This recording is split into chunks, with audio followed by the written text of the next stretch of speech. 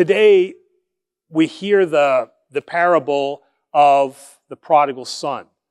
And again, just like the past one, the publican and the Pharisees, you've heard it time and time again. So everybody says, there's nothing more to learn. It's all done. It's finished. Okay, the prodigal son, yeah, okay. He goes, he does some bad stuff. He comes back. The father loves him. Bingo, bango. Okay, what is that? All right, but this is another reading that we have to, or that we can only appreciate in the context of where it is presented, all right? Because if we just hear it as the prodigal son, it's like another parable. Okay, it sounds great, but we have to connect all of this together, all right? So this comes out of Luke, and it comes specifically out of chapter 15, all right? And the beginning of chapter 15 is what's important, because it says, "Now the tax collectors and the sinners were all drawing near to Jesus, and the Pharisees and the scribes diagoizon." Goizo is to speak under your breath. Usually it's gossiping, all right? But the emphasis is on the beginning. Diagoizon. This emphasizes the fact that this is something that is happening, that they seek displeasure. So if we're sitting around a table, okay, and we see somebody and we say, hey, that doesn't look right. What is that? That's not bad.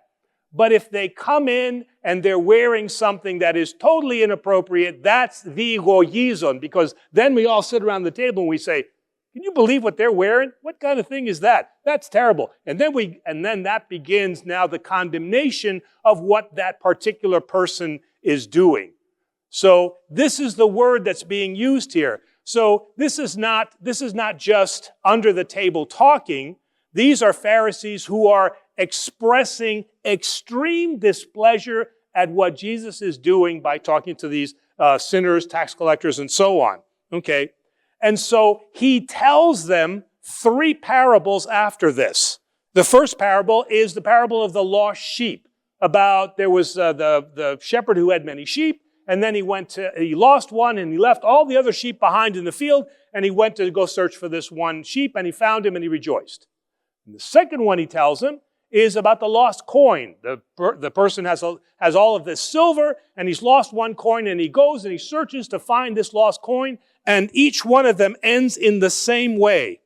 And there is the joy in recovering what was lost. So he's telling them these 2 parables, and each one ends in the same way. Look at the joy and celebration of losing something and then finding it. So they can understand that. The Pharisees understand that. And they can say, well, okay, hey, he's lost something and now it's rejoicing. Then he gives them now this parable, which is the prodigal son. And this has the same elements to it, okay? The son is lost, right? He asks for his father's inheritance. Actually, in the Greek, it says, vion. He didn't say ousia. He didn't say he gave him his inheritance. He said he gave him his life. So this means that he gave him what was sustaining him. So this is more than just an inheritance. This is something that was sustaining him. So now the prodigal son goes out, he spends it all, and now he comes back, and now the father rejoices. Something that was lost is now found. But the other 2 parables ended there. This parable does not end there. This parable now ends with something else. And now the elder son, the presbyteros, right? So we know he is the eldest son, the first son, very important in Jewish inheritance. He comes in, and what does he do? Rather than be happy that now his brother who was lost is found, what is he doing? Diagoizon to his father. And he says to him, what's this? He says, your son, who now, by the way, let me tell you the things that he's done, which is interesting because how did he know all this, right? because he specifically says, isto poniron, that he was doing things that were bad. All right? And then, after he blames his brother, then he blames the father. And he says, wait a minute now, I've been loyal to you, I've done all of these things, I've obeyed the requirements of the law. This started to sound familiar. I'm obeying the requirements of the law, and what are you doing? You give away the inheritance to this sinner.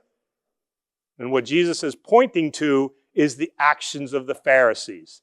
So whereas the publican and the Pharisee, we talked about, okay, so here we have to be careful how we treat the Pharisee. Here, Jesus is speaking directly to the actions of the Pharisee, all right?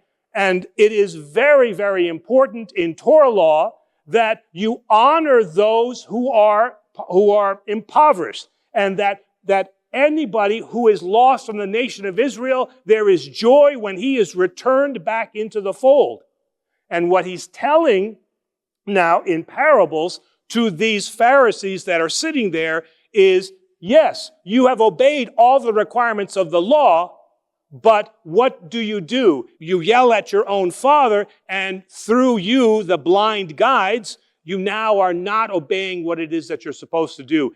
And show now compassion and mercy to those who are less fortunate. And if those repentant sinners are brought together, and if I am bringing them back into the fold, you should be joyful. So it's very interesting that the way that Jesus constructs this argument, he first tells them through the two parables, don't we rejoice as Israel when the lost sheep have returned to the fold, as the Israelites did throughout their history, and then God always welcomed them back? And with the last parable, he tells them, and now let me show you what you are not doing. You are, yes, obeying the law, but you are not obeying now the spirit of the law, which is now to take care of those people that are here. So once we see and we fit the parable of the prodigal son into the context of what's happening around it, we can better understand and we can better appreciate it. And the lesson going forward is, are we those Pharisees that follow law and seek justice at the expense of mercy and compassion?